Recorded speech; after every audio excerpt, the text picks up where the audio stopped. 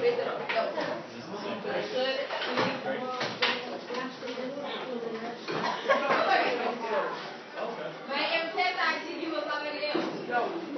know what was the kill me? What was the fun part? I was doing so good. It's cold in before you hear.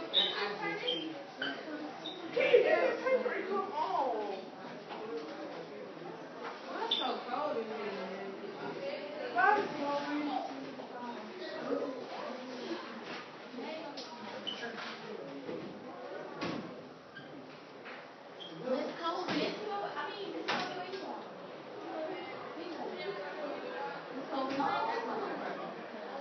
why that thing moving?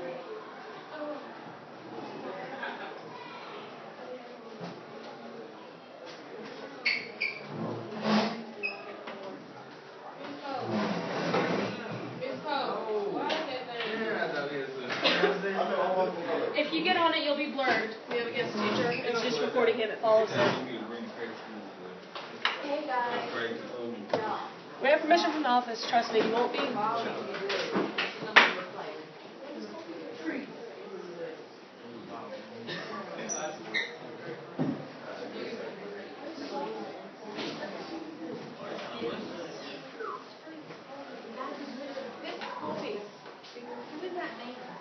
That is your guest teacher.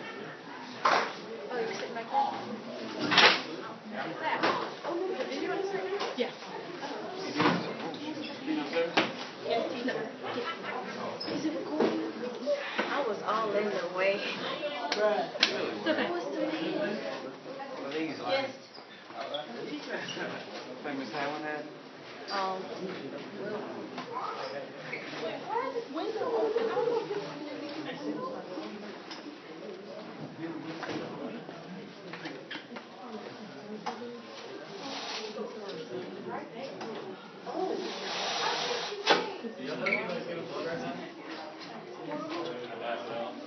Probably not. Any of you guys are blood? No. He's sitting there looking at me.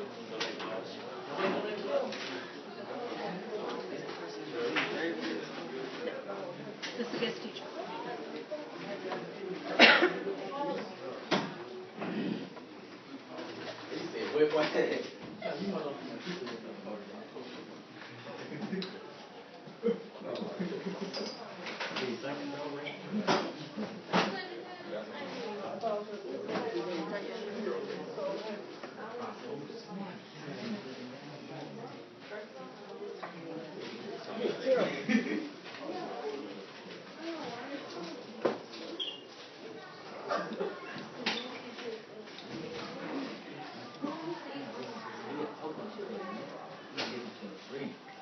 Are we taking that today? Is anybody listening to Noah? Yeah, like half the class. Is that your Was he in the last class? I think he was in our last class. Hey, there you are. Man, they're so worried about you guys.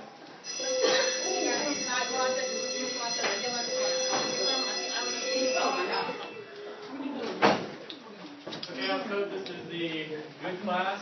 This is the class that we did the interim.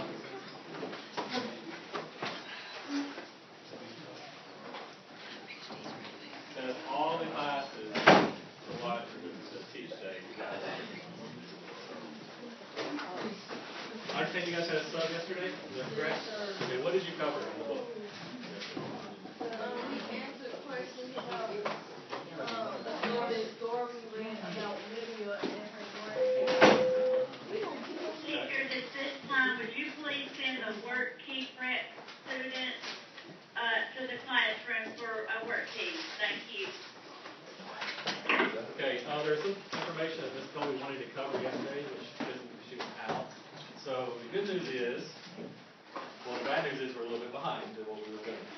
Okay, because we're going to cover a story. We want to analyze that story today. They're going to get you a leg up on where you're going to be.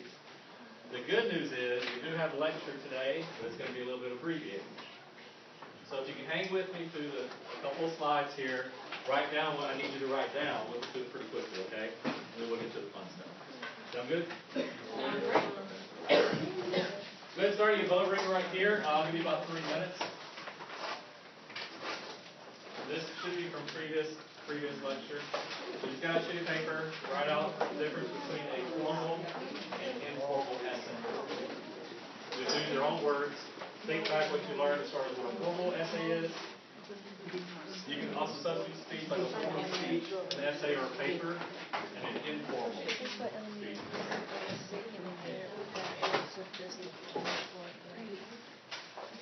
But this is for like she did something for work on these. You see a misunderstanding? Misunderstanding? You told me. Yeah, yeah.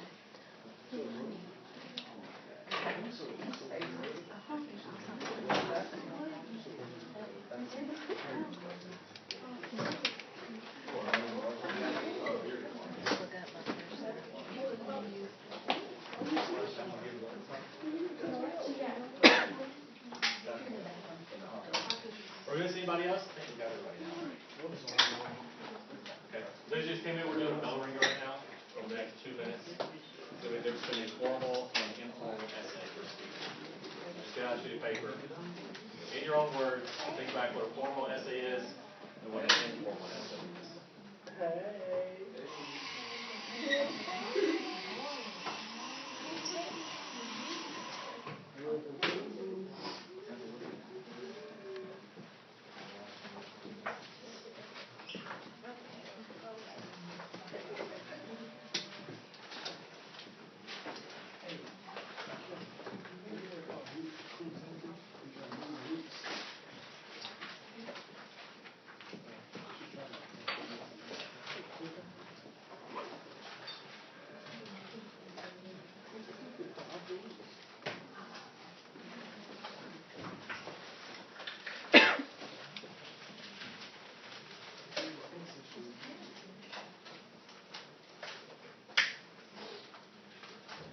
Okay, give you 1 more minute.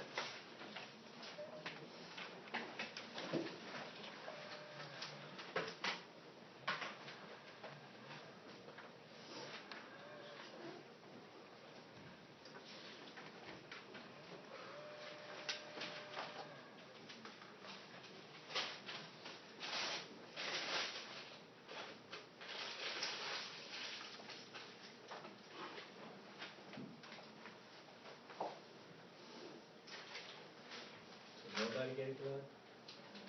We're on 16. 15. Nobody wants to say.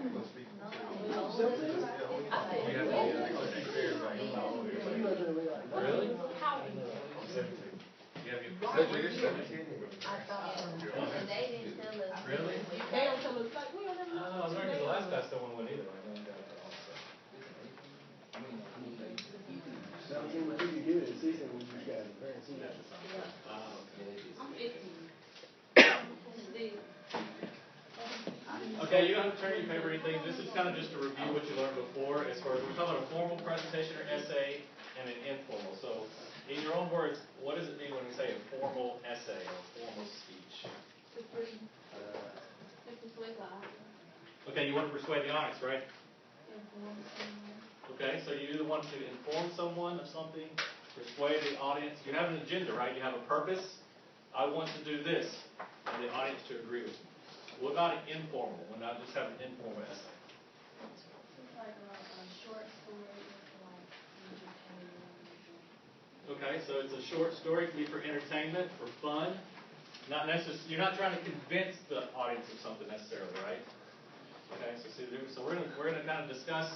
Today's gonna be more of a formal type essay or discussion. Okay, so there's gonna be a purpose behind it. So when we talk about that, we're gonna talk about our objectives. Who wants to read the first objective for me? Okay. I can recognize patterns of organization. Okay, I can recognize patterns of organization. Okay, second objective, determine the effectiveness of a persuasive speech. So the first objective is what? You have to be able to recognize certain patterns in a speech. The second objective says the effectiveness of it. Why do we put recognizing patterns before determining something effective? Why do we do the first objective before the second? Classify something according to Educ. Okay, you have to find out what they're talking about first. You have to classify it. What's another word? Can something be effective? Can you determine something's effective to you if you don't No. understand it, right? So that's what we're going to do today. And you can apply this to any stories that you read in the future for any grades, any speeches that you hear, everyday life. If someone's trying to convince you of something, you can use a lot of these skills outside of even the classroom, okay? So again, because of yesterday, we're going to have some notes and lecture, but I'm going to guide you through what I want you to write down. We're going chronological order, sequential order. So it's going to be some lecture, but if you hang with me, write the notes as we go through it. We'll get to this part, we can do fun stuff. Okay? Sound good? So again, we're going to be able to recognize the patterns of organization. So this is just the definition of it here. You don't have to write this whole definition down. You just have to understand it, okay? So the parts that we're not writing down, just please try to pay attention as we discuss it. You'll get more information out of it. All right, so patterns of organization. Separating supporting points from the main ideas is important. Detecting patterns of organization of the major and minor details can help with comprehension and retention. So the last two words are really important. We just said there, if you can't understand the material, you can't figure out what the author is trying to tell you, is that going to be effective? No. And the author is actually going to lose their point. So that's why writing is very important. When you guys are doing your essays or writing essays, I always tell you write a certain way. Be clear with your thoughts. Organize it. Talk about what you want to talk about. And then you defend it. And then you restate it. Okay? So this is kind of what it's saying too. That's what patterns of organization is. What's that? Somebody write that down. Who's my writers in here? Who likes to write everything down? Okay. We can go back later if you want to write something down. Okay, so we talk about the main idea. You hear the word thesis a lot. What's the definition of a thesis? When I say thesis, what is that? Summary. Okay, main idea, main point, purpose. All right, where is the thesis normally found in this class? The last sentence? Okay, the last sentence or the end of the first paragraph. Why is it located at the end of the first paragraph? Okay, summarize the first part. Okay.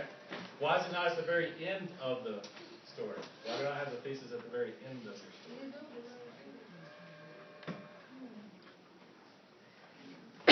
Does it do any good? I go through the entire story, then I tell you what the whole purpose of it is, right? So it's always going to be at the end of the first paragraph. So that's the thesis or your main idea. Okay, go ahead and write this down. This is going to be number 1 for you in your notes. Actually, let me go back. This is going to be... For number 1, go ahead and write down thesis. Write down thesis.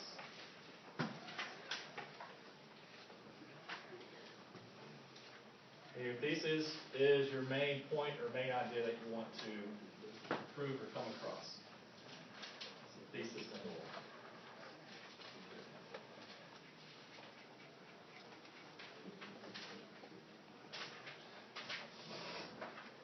Found at the end or last sentence of your first paragraph. Okay, number 2 is going to be your signal words. Let's go ahead and write this out. So number 2, signal words. This is going to be very helpful later on when we do the assignment. So if you can organize it, where you can kind of go through it quickly, it'll really help. We used to call them transitions a lot. You hear transitional words.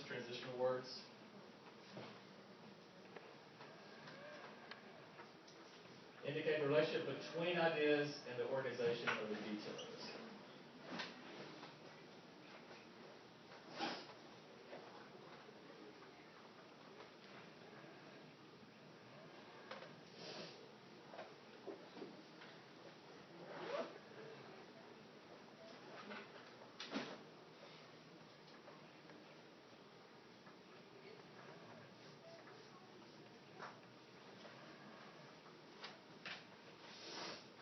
So when I say signal, what does that mean? When I signal you, or you see a signal. You're driving down the road, right? Wherever you see a signal. Pay attention, right? It says what? Something's coming. So it could be a stop sign, it could be a signal, hey, stop. So we say signal word that tells you something's coming afterwards. Or maybe, hey, pay attention to this, or this part's important, or these two things are related. Okay, so that's why I say signal words, transitions. You guys good with this? Anybody still writing?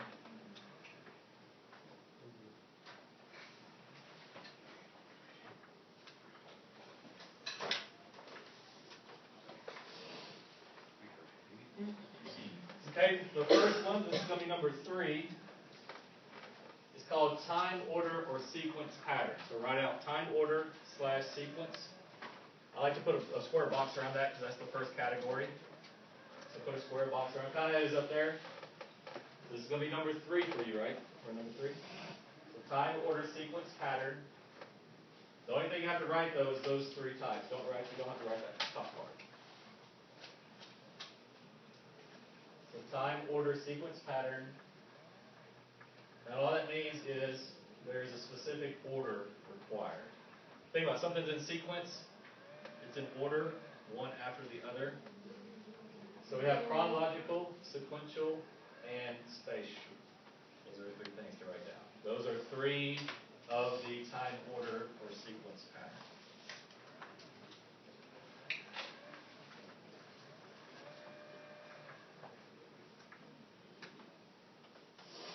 So let's say chronological. What does that mean? Chronological. Okay. It's in an order. Okay, consecutive and in relation to what usually? Time, right? In history or something like that. What's the chronology? Okay, so when we have sequential order, it's how she was saying is it's in sequence, like your alphabet, right? That's a sequence of numbers. You're trying to do a combination to your locker, you have to do it in the right what? Sequence. If you do it in the wrong sequence, then you won't open your locker. So that's what sequence means. You have to do it in a certain order. This comes after this. Chronological is referring more to time. So in history, you use chronological order a lot when you're writing about history. This happened and then this happened. Okay? So for some examples here, we talk about you have to write this down. The War for Independence was marked by 4 major events. So they're what? They're setting up what they're going to talk about. They're saying I'm going to talk about 4 major events. First, the Battle of Lexington. Second, the British drove the Americans from their positions. Third, General Washington gained a victory. And fourth, the British surrendered. So, is this sequential, chronological, or spatial? Okay. Is it dealing with time, or is it dealing with just certain things in a certain order? Time, so it's going to be more your chronological. If you wrote these out of order and say the very first thing you put, the British surrendered, and then you said General Washington did a victory, and then you said the Battle of Lexington, would that get confusing? Right. So in this case here, if you're writing this for history, you want to make sure it's in the proper chronological order, right, or sequential pattern. Okay, so those are those types of signal words. First, second, third, fourth. We want to talk about what happened and how it happened.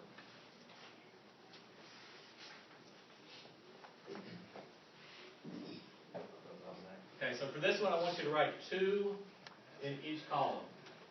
So 2 words from all 3. All right, 2 words from all 3. So these are your signal words. So if you notice, we're going to talk about a category, and then we're going to give you examples. So these are examples of your pattern, your sequential pattern or chronological. Before, how, when,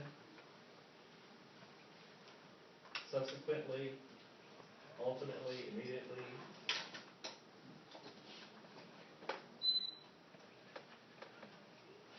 Initially. These are the words that you use in your paragraph, like when. When you want to talk about there's a sequence or something, these are your signal words. And that's what you're going to see, because we're on what, number 3? Okay, so number 3. We're going to have 3 more sets of these. So we're going to define what it is and give some examples of signal words that say, hey, something's coming. So in this case here, think about when I said, initially, I thought this was a bad class. But say, so if that's the only statement that I said, initially, I thought this was bad class. What are you expecting? Right. I'm going to say something else, right? Because why would I say initially? why wouldn't I just say this is a bad class? You would think that's the end of what I'm going to say. But if I say, initially, I thought this was a bad class. And you're like, but now, I think it's a great class. So that's a signal word to let you know that I'm going to say something else. So at first, I thought this was a bad class. But afterwards, that's another signal word, I realized this was a great class. Okay? And there's another word we could use. So we say initially, and then later, I found this to be the best class. So those are your signal words. And when you're reading, you see something like that. When it says first, second, after, there's a relationship between the items. Any questions with chronological, sequential? Okay?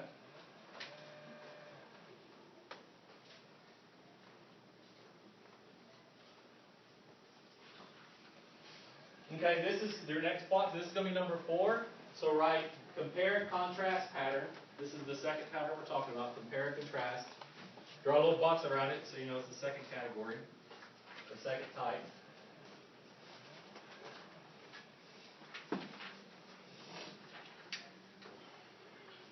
And for this one, just write the purple part. 2 or more persons, places, or things. 2 or more persons, places, or things.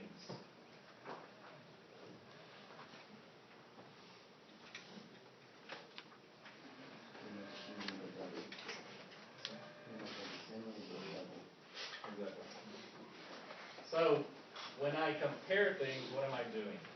Just in your own words. Trying to see the similarity. Okay?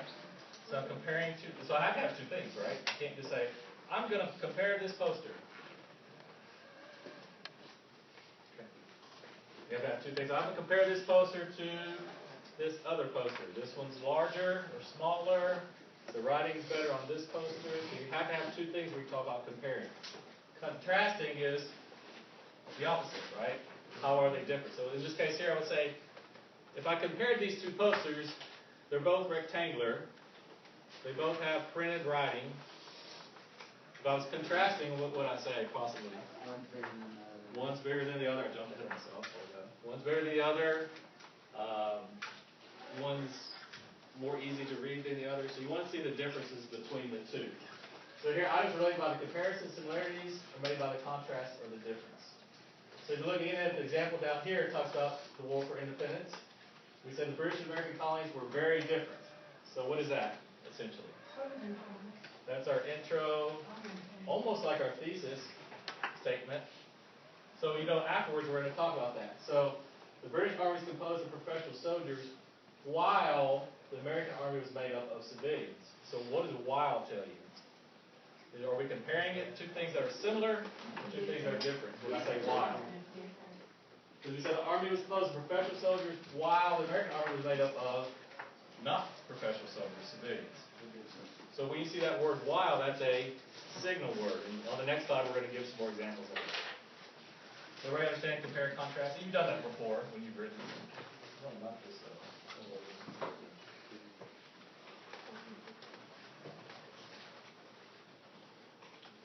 Okay, so just like before, write down at least 2 per column. These are your examples. You can write down more than 2, but I want at least 2 per column. And these are the words you're going to use later on whenever you're writing. So signal words. So we're still on what number? 4, right? You want to keep it all together.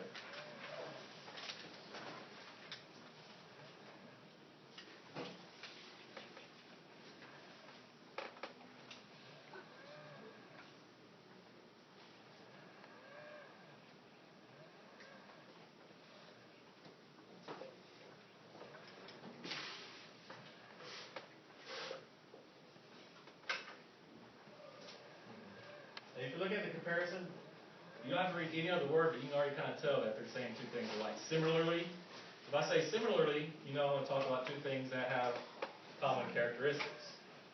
Both, all, as well as, by the same token.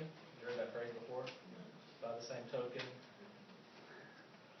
And then contrasting, but is probably the most commonly used one. She's really nice, but something is going to contradict what you just said, right? On the contrary is one. And the rehearsal. So on the contrary, you cannot go.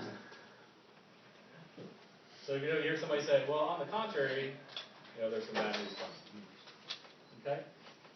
Any questions with that one? All right, hang with me. You have a little bit left.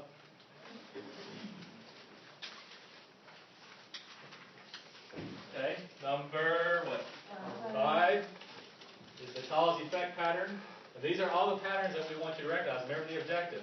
The first objective was what? To recognize certain patterns. So you see these words, you're like, that's cause and effect. This is sequential. This is compare and contrast. So cause-effect pattern number 5, you said? Okay. Pattern describes or discussing an event or action that's caused by another event or action. So right now, what happened is going to be your effect, and why did it happen is going to be your cause.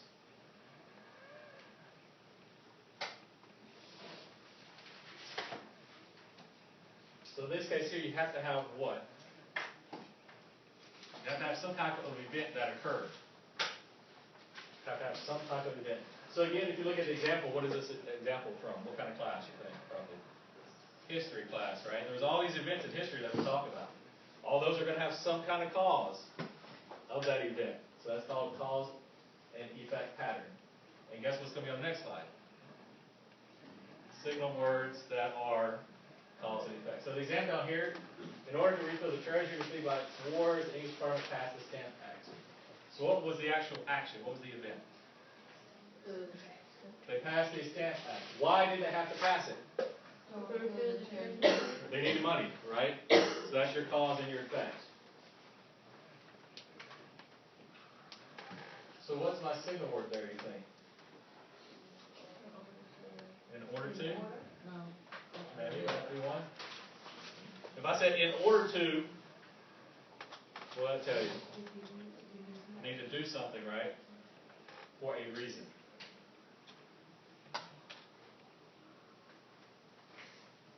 Okay, so we're still on the same number 5. So write down 2 from each column. 2 causes and 2 effects.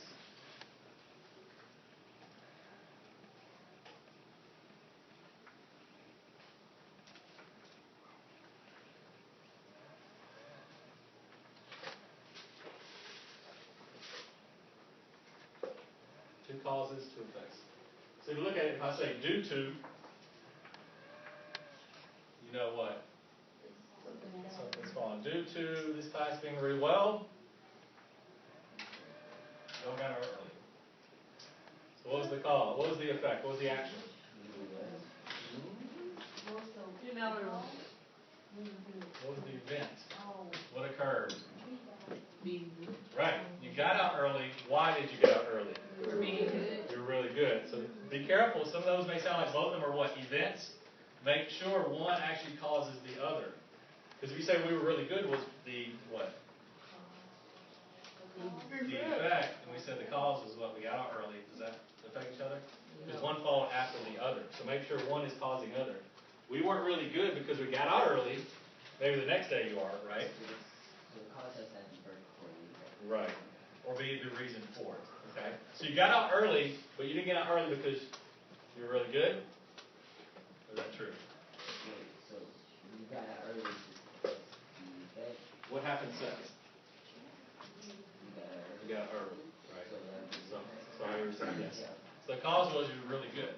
Now, say you come in the next day, and you're really good. Could you be really good because you got out early the previous day? So you're like, wow, it worked yesterday, so now I'm going to be really good today. So that could be the cause later on. So you have to be very careful. You have 2 events and make sure one is causing the other. Okay? So we say, hey, because they got early the day before, the next day they were really good. Now we said what? Okay, they got out early, so that's the actual cause of the second. Okay? Did I thoroughly confuse people on that one? Okay. So again, if it's 2 different events, just make sure one is either occurring before, not necessarily even, it could not be an event, but just make sure it's actually affecting the other. Okay, next one, what number are we on? 6. Okay, the next one is problem solution. Put a box around it. problem solution pattern.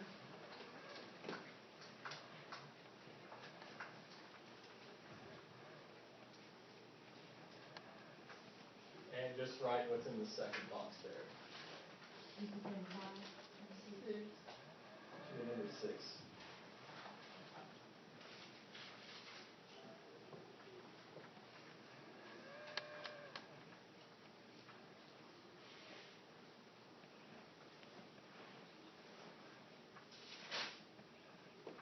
So this one here is a problem and you're presenting a solution, or the author is presenting a solution. So thinking about this, from the bell ringer, we said the 2 types of essays were formal and informal, right? So if I'm writing a paper and I'm trying to say, here's a problem, here's the solution. Am I writing for a purpose or am I writing to entertain? Probably for a purpose, right? So this is going to be more probably used on formal writing, which we'll actually do in a second. So just answer, what is the problem? What is the possible solution? So sometimes the problem, there is no solution. Okay, what's coming next? Single words. So the first bullet there, you have the problem, the difficulty, dilemma, enigma. You want to be really fancy, say enigma. Let's probably use that word, I'm sure. Challenge or issue. You ever hear your parents or teachers say there are no problems, there's only challenges? Ever say that? And then the second bullet, you can write out, that's going to be your solution, right? The answer. Propose. This is what I propose. This is the solution I propose. Or I suggest this. Indicates. Solve, resolve, improve, plan. So down at the bottom, this is a thesis example from a paper. Problem is what? Pollution has a detrimental impact on living standards of the environment. Solution is increased recycling of waste products. So if you see the word solution in the writing, you know it's a what type pattern? Problem and solution. And you know following is going to be how to solve that problem. And that's what you do when you read. That's why we want you to recognize these patterns. When you see these single words, you know, hey, they're comparing 2 things. Or they're saying there's a problem and a solution. Or what's the other one? What's the very first one? In sequential order, right? Okay, chronological or sequential. Okay, almost done. Okay. The last one here is definition classification pattern.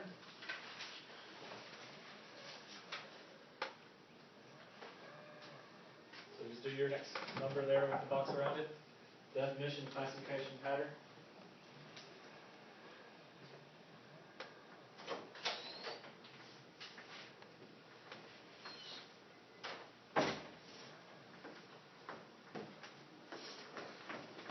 Okay, word concept is introduced and explained or described. Explained or described. So we want to define something or classify something. So is this going to be more for, you think, formal or informal? Formal, right? I'm doing it with a purpose. What type of subject do you see the classification in a lot? Science, right? Biology, or when they talk about the different algae are in this family. What's the other classifications they talk about? Species is one. So again, that's more formal. When you see these scientific journals, are they for fun usually? No. Right? They're usually pretty dry. So this will be your definition classification pattern. And I believe that is the last one. I think we got some single words. Yep. Okay, so underneath this one, what number are we on? 7? Okay. Everybody's on 7? Hopefully. Okay, here are your single words for definition classification pattern. These words define as, is known as, the term means, is stated as.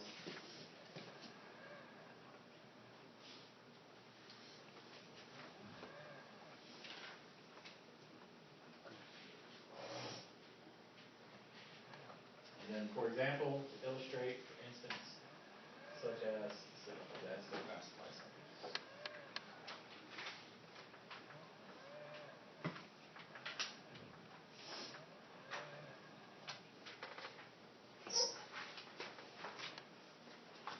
So that's the last, right, good?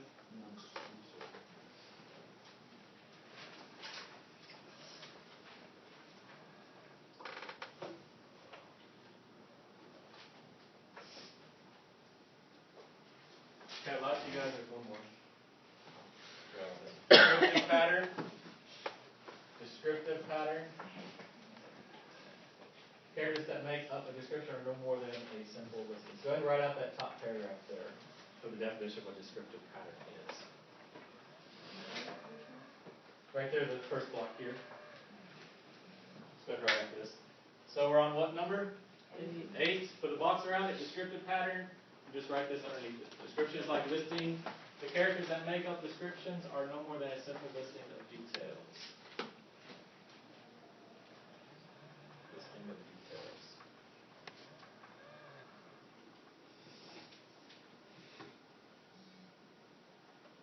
And they say often it's used in textbooks. The whole thing is could be a descriptive paragraph. You ever do that in English? They say write a descriptive paragraph. So you're going to talk about something and list a lot of things about that subject or describe that subject. Or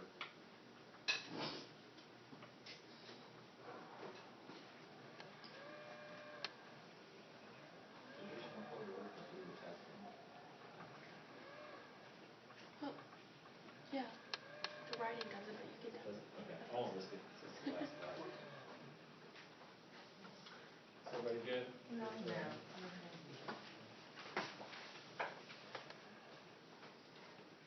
Okay, these are your signal words. So if you see these words, you know what? It's probably a descriptive type. It's the same moment, it still counts as number 8. I didn't lie, right? Yeah, 1 or 2 for those examples. You can do more. But just something that's going to jog your memory, give you an idea of like, oh yeah, okay, that's a descriptive word.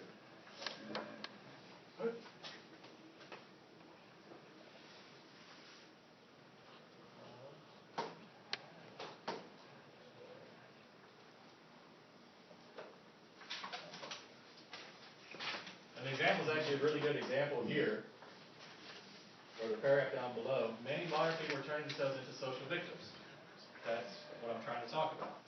If you see the word one example, you know I'm doing what? Describing how modern people are turning themselves into. So that's my evidence. It's almost like you're going to court, right? Your Honor, here's what I'm saying. Here's all my evidence to support what I'm saying. So I'll say one example, you know, that sentence is going to describe how whatever I just said is going to occur or is occurring. Okay, for your exit ticket, go ahead and get out half a sheet of paper. We're going to do this next time in case we run out of time later. Normally I would do this at the end of class there, since we just went through the lecture. It's still fresh. I want you to understand it before we go into the reading, okay? Just have 2 seconds. Just write it out. Oh, yeah. No, that's not. That's cool. Which one?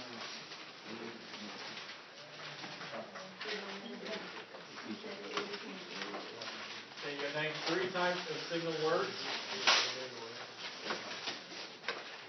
And give examples of signal words. So when I say 3 types of signal words, what am I talking about? 3 patterns, right? And then you give examples of those. Okay? Huh? It could, as long as it applies. If you have new ones that you didn't write down. So think about your boxes. That's why I write everything in boxes so I can visualize it later on. So pretty much list out 3 of your boxes. That's going to be your types, right? Remember the ones that we learned. We did 8 notes, but only, well, how many examples? 6? 6 boxes? We did the blank blank pattern, the blank blank pattern, and the blank.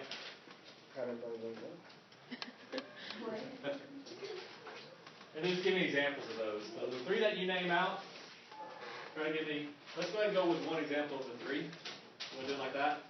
This is just 2 of any of them. So go ahead, let's do 3 types or patterns, as you give you an example of each one. So you say this pattern, what's the word that fits in that pattern? Wait, hold on. Give you like the. Pretty much name 3 of the patterns that we covered. The blank pattern, the blank pattern, and then underneath give an example of each one that you named. So if I say this pattern, give me the signal word that goes with that pattern. So for number 1, we do the one we put in boxes. Yeah, name 3 of your boxes that you wrote out. All right. And then the second one, go ahead and just write one type of each of those. So what word is a signal word for one of those boxes?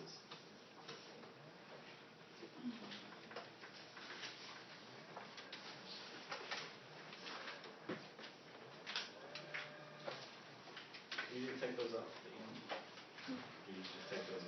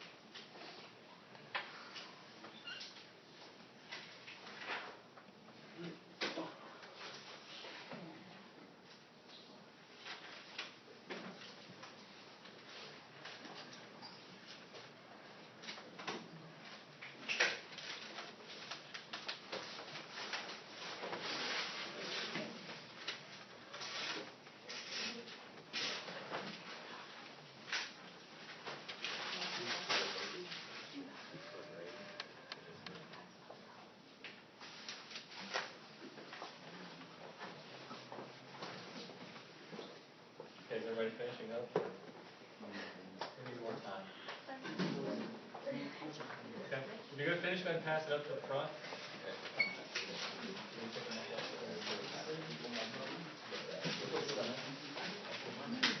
Go ahead and open up your books to page 448.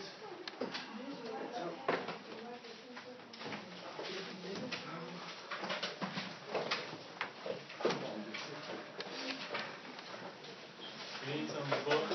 They can go back with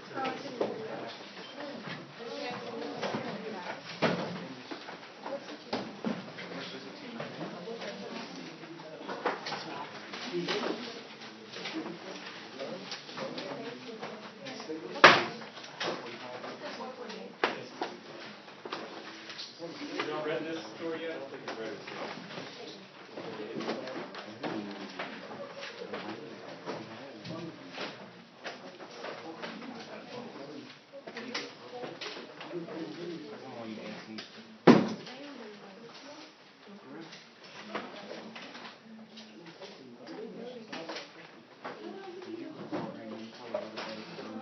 Anybody need a book? Everybody has a book?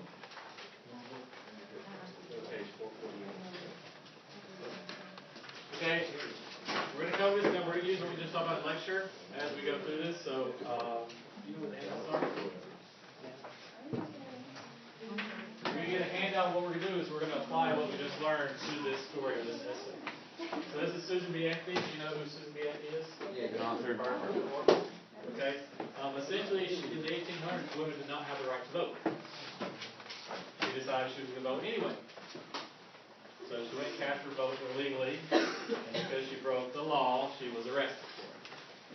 All right. So this is her rebuttal or her response to that on why A, why she voted, and B, why women should have the right to vote. Right? So, because I don't know everybody's name in here, we're going to do this popcorn style and read aloud. So who wants to start? Okay. We'll just call on somebody afterwards.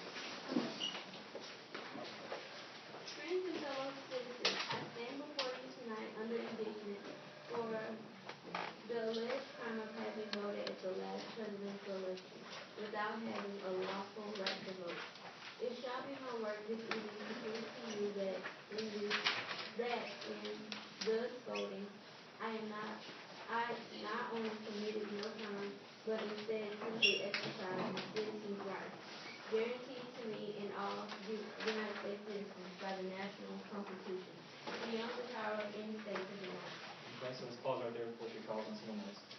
So what are we doing in this first paragraph here? Who is she talking to? Friends and fellow citizens. Okay, friends of fellow citizens, or and fellow citizens. And what is she talking about? What is she saying? When they could run a vote, She's pretty much saying what happened, right? She's saying, friends and fellow citizens, I stand before you tonight under indictment for the alleged crime of having voted at the last presidential election. So what's the purpose of it? Does she say her purpose in this paragraph? To show her innocence. All right, it shall be my work this evening to prove to you that it is thus voting on not only committed no crime, but it says simply exercised my rights. So she's saying what? The crime didn't even occur, right? Because the law was invalid. So you know for the rest of the essay, it's going to be talking about what? How she had the right to do it. Okay?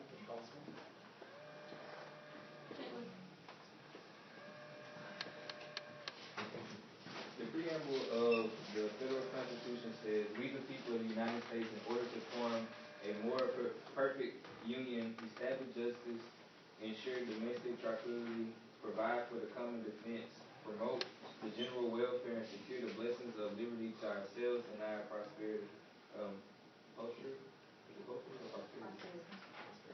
Do ordain and establish this constitution for the United States of America. Okay, so why do you think she quoted the federal constitution right there, immediately after what she's saying? because to back it up, you want to read it? Right, to back it up. Think about it, we said when you're trying to prove a point, when we're talking about paragraphs and stuff, what example did we give? And I'm trying to prove something. Like when you're in court, right? Your Honor, I'm innocent. Let me get the strongest evidence I can. The country is founded on the Constitution. So she's like, here you go. Boom. Here's my second point. All right. Go ahead and call on someone else. It was we people, not we the white male citizens. You know, yeah, we the male citizens, but we, the whole people, who form the union. And we form it not blessings or victories, but excuse me, not to the half or ourselves and the half of our prosperity, but the whole people, women as well as men. And it is downright mockery to talk to women for the enjoyment of the blessings of liberty while they are denied the use of the only means of securing them provided by the Democratic Republican government decided. Okay. So that paragraph, she's doing what? She talked about the Constitution. Now she's doing how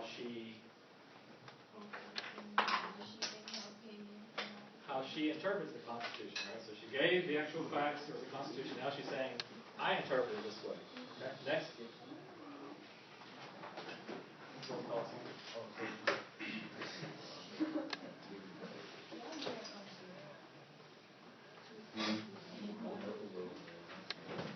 For any states to make a sixth qualification that must ever result in the disfranchisement of one entire half of the people to pass a bill of the changes or ex post facto law is therefore a violation of supreme law granted by its the blessing of liberty or forever withheld from women and their female prosperity. Okay. So what word jumps out at you there? Ex post facto. Does anybody know what that means?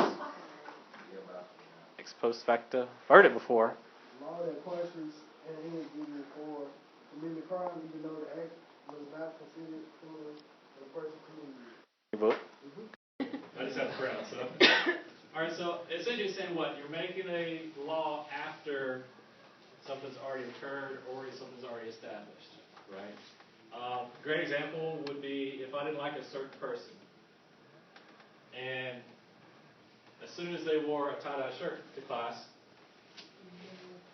I make a law that you can't wear tie-dye shirts, and I go arrest her or him. So you wore a shirt, and then I say, oh, no, I just passed this law, you can't wear that shirt, you're under arrest. Is that fair to that person? No, because that existed before there was a law. Okay? So it's ex post facto. All right, next, call somebody on the side. Call somebody on the side.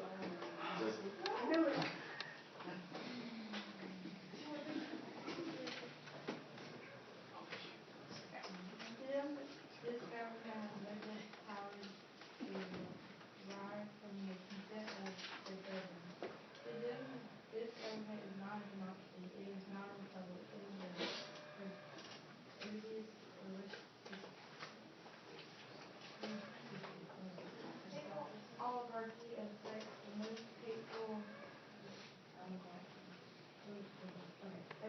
established on the face of the globe, an oligarchy of wealth where the rich govern the poor. Teachers, it's now time to send students whose last names are L through M to the gym for the blood drive, please. That's students L through M. And they must have a slip, and the 16-year-old must have a signed permission slip to go. Thank you. An oligarchy of learning where the educated govern the ignorant, or even an oligarchy of race where the Saxon leads the African might be enjoyed. But this oligarchy of sex, which makes father, brother, husband, sons, the oligarchs over the mothers and sisters, wives, and daughters of every household, which ordains all men sovereign, all women subject to a distinction, discord, and rebellion to every man and woman. Okay. So a lot of big words in that one, or two main big words. We have oligarchy. Anybody know what that means? Oligarchy. Is in the book? Is in the It's a government in which law has authority. Okay. What was the purpose of us breaking away from England? Freedom. Right. Not under British rule anymore. Right, because they had a king, right? You had a dictator or a king, so we moved away from that. So she's essentially saying, because of this law saying we cannot vote, you're creating an oligarchy over us. And who's the rulers? Who are the rulers? The men. The men, right? She says it's not about race necessarily. It's what it makes fathers, brothers, husbands, sons, oligarchs over mothers and sisters. So she's saying you're making men rulers over women because we're not allowed to vote, even though we are citizens. Okay? Last paragraph.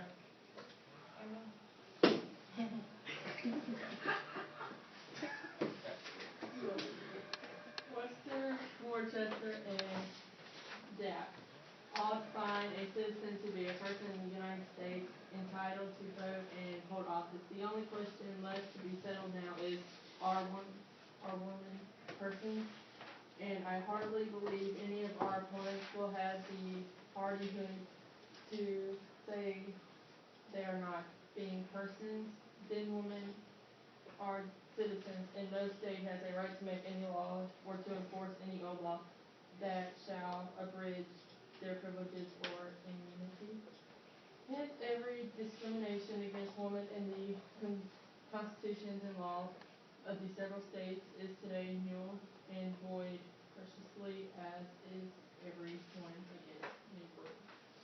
Okay. So what did she do that last paragraph there? Read it closely. She's already proven what women are citizens. That's what she's saying. She said women have the right to vote. What did she kind of almost slip in there at the end? Right? So it's not only bad to be discriminatory against women, but also because of race.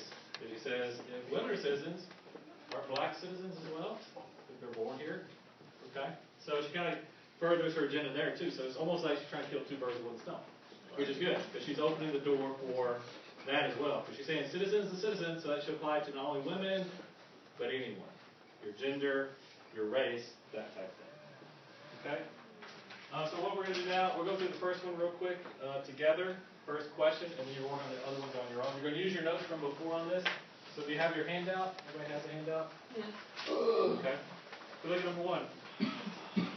After analyzing the speech, what is the speaker's position? All right, that's going to be a pretty easy one. Let's go back to the first paragraph. What is she trying to say? What is the whole purpose of her entire essay?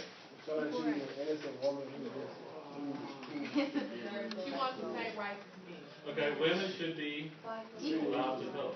Right, we are equals. Okay?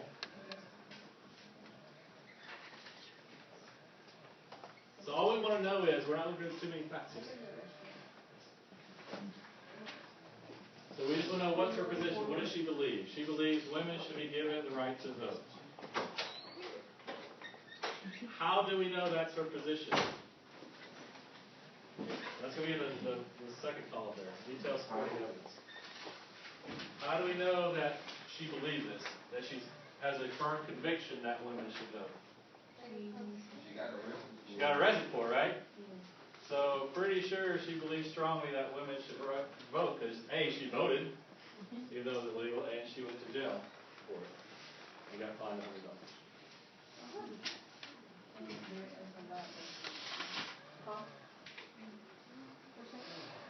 So again, her position is women have the right to vote. And details for the evidence that that's her position. She went to jail, she voted, despite the law, and she went to jail. What is the basis of this position? What does she use? The Constitution.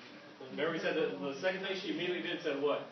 Bam, you guys say the Constitution determines everything, right? So I'm going to use the Constitution to prove my position. So her supporting evidence for her saying that women should have the right to vote is the Constitution says we should have the right to vote. So that should be your second item there. So detailed supporting evidence for her position is she voted and went to jail, and she says the Constitution, the federal Constitution, says women should vote. That's her position. Okay, so the 2, 3, 4, and 5, I'm going to let you work those on your own. Oh, we just did too. What's that? I thought we just did too. No, don't get position confused with what she's trying to argue with. Now you put Constitution for vote, so if you want to go Constitution number 2, you can. I actually had that the first time too. Because she refers to it throughout the whole thing. So that goes for position, and she's using points out of that, so that's good. Okay, so the second question is going to be, what does she use to persuade us? So she says that we know she went to jail, and we know she's using the Constitution. So the second question is just asking, what did she use to persuade you? Read through the essay, what things jumped out at you? Like, wow, that's a really good point. Write that down. Because that's what she's using to persuade you, the reader or the listener. And then question number 3 is just going to be those patterns, right? Your boxes, what patterns of organization? So find those signal words. Just read through it and list any signal words you can see. Is it sequential? Did she talk about all sequential things? Chronological? Did she talk about events happening? Was it descriptive? Did she compare and contrast? Okay, so look for those signal words and figure out which pattern those are. Number 4 is easy, right? What's the intended audience? And number 5, did you find it effective for you overall? And explain why. Don't just put yes or no. Just say, this was effective because this, and this. I found this ineffective because this, and this. Okay, so that's going to be for your personal view. Did you find it effective? But give evidence why. Okay, well. Okay, we're going to finish this up tomorrow. Okay, so we got a little bit behind for next week.